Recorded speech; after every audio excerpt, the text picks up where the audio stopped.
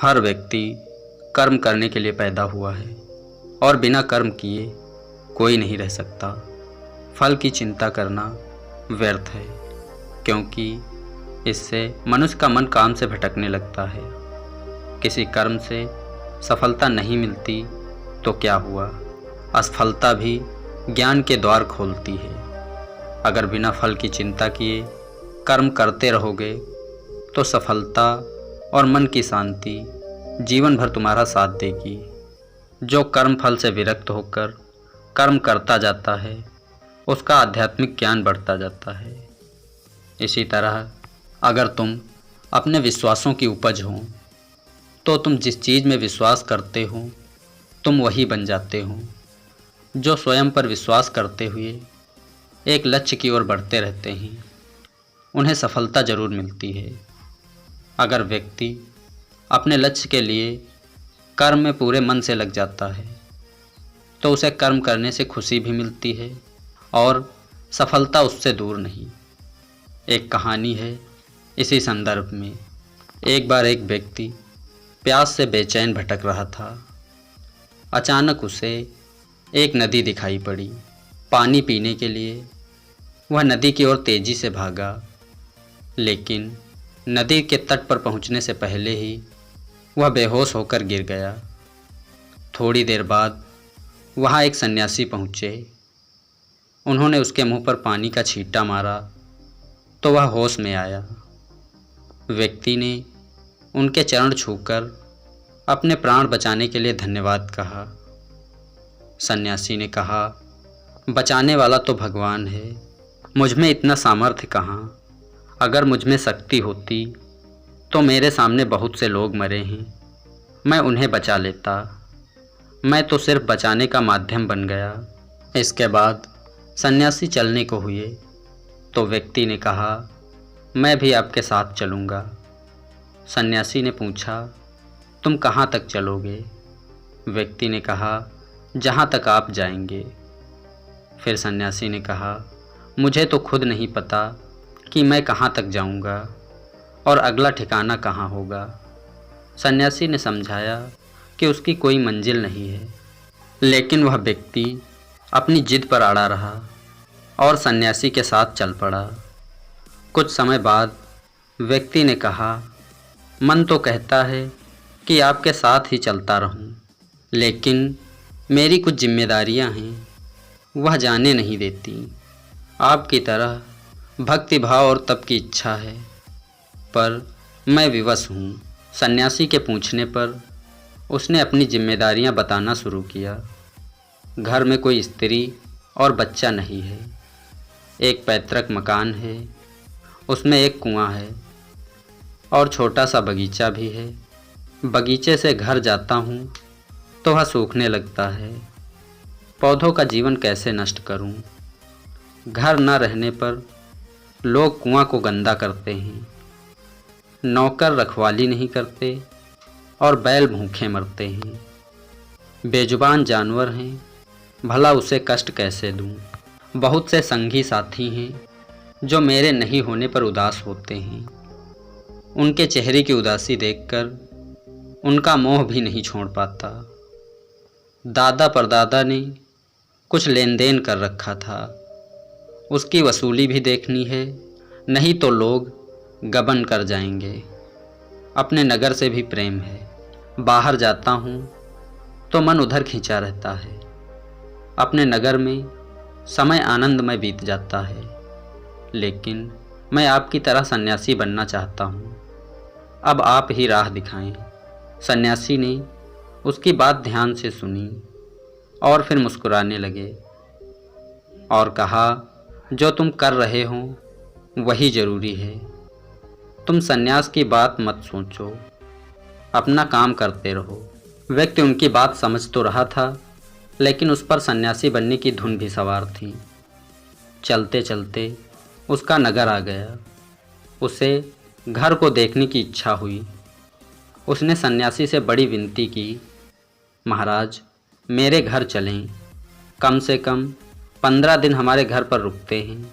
सब कुछ निपटाकर फिर मैं आपके साथ निकल जाऊंगा।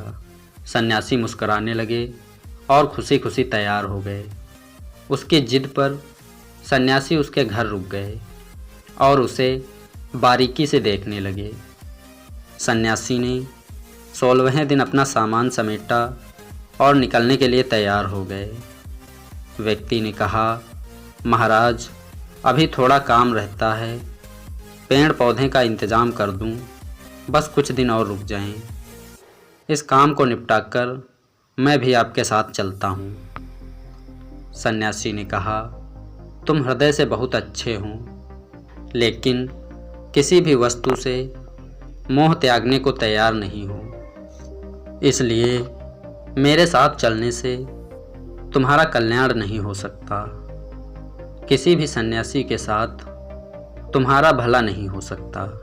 इस पर उस व्यक्ति ने कहा, कोई है ही नहीं तो फिर किसके लिए मोह करूं? सन्यासी बोले, यही तो चिंता की बात है। समाज को अपना परिवार समझ लो, उसकी सेवा को भक्ति और उसी को सब कुछ अर्पित कर देना। इसी में तुम्हारा कल्याण हो जाएगा और कुछ करने की ज़रूरत भी नहीं है। वह व्यक्ति उनको कुछ दूर तक छोड़ने आया। विदा होते होते उसने कहा, कोई उपदेश तो दे दीजिए जिससे मेरा जीवन बदल जाए। सन्यासी हंसे और बोले, सत्य का साथ देना, धन का मोह ना करना। और इतना कहकर सन्यासी ने विदा ले ली। कुछ साल बाद वह सन्यासी फिर वहां आए। उस व्यक्ति की काफ़ी प्रसिद्धि हो चुकी थी। सभी उसे पक्का और सच्चा मानते थे। लोग उससे परामर्श लेते थे। छोटे मोटे विवाद में वह फैसला कर देता था, तो उसका फैसला सभी लोग मानते थे। उसका चेहरा बताता था कि वह संतुष्ट और प्रसन्न है। सन्यासी कई दिनों तक वहाँ ठहरे।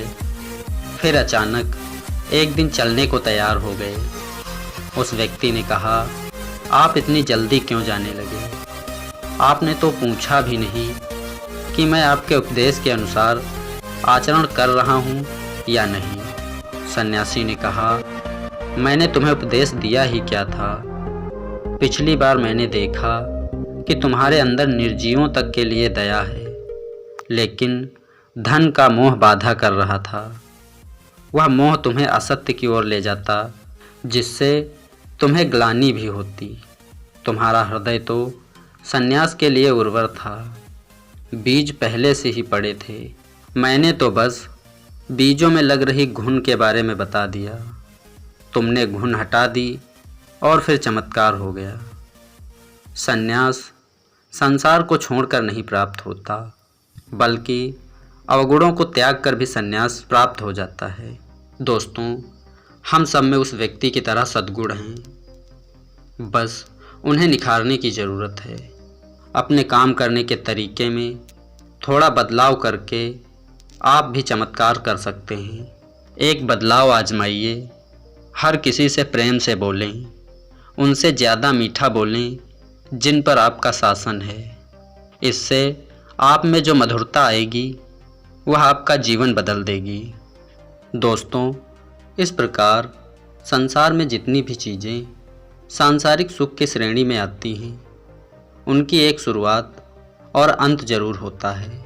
इन सांसारिक सुखों का अंत कष्ट और दुख के साथ होता है। इच्छाओं का कोई अंत नहीं है। एक पूरी होती है तो दूसरी आ जाती है। इसलिए हर इच्छा से प्रेरित होकर कर्म करना गलत है, क्योंकि ऐसे तो अनुचित कार्य भी होंगे। इच्छाओं से विचलित ना हो, उन्हें एक विरक्त दर्शक बनकर देखो और वे चली जाएंगी। परम पिता ही एकमात्र हमारे आधार हैं। इस संसार में कोई भी अकेला नहीं है। ईश्वर में विश्वास रखते हुए जो मनुष्य कर्म पथ पर बढ़ता है, वो सदा शांति और सुख पाता है। भूत और भविष्य की चिंता करना व्यर्थ है। वर्तमान ही सत्य है। जो भी पूर्ण समर्पण से ईश्वर की शरण में आता है, परमात्मा उसका कल्याण अवश्य करते हैं। दोस्तों, यह कहानी आपको कैसी लगी कमेंट में हमें ज़रूर बताना। इस कहानी से आपको कोई सीख मिली हो तो वो भी कमेंट में लिखना ना भूलें। वीडियो अच्छी लगी हो तो वीडियो को एक लाइक ज़रूर कर दें। आपका कीमती समय देने के लिए बहुत बहुत धन्यवाद।